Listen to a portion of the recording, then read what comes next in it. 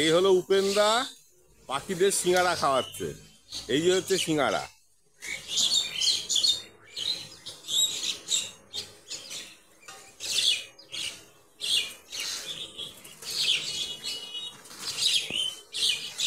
এটা হচ্ছে উপেনদার মিষ্টির দোকান, নগেন্দ্রনগর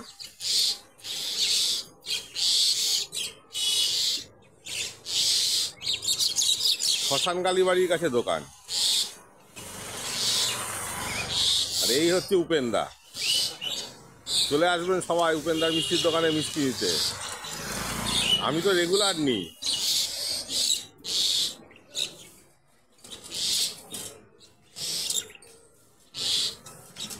উপেনদা কখনোই আগের দিনের সিঙ্গারা পরের দিন বিক্রি করে না, প্রত্যেক দিন সকালবেলায় পাখিদের খাওয়ায়। আসুন উপেনদার মিষ্টির দোকানে।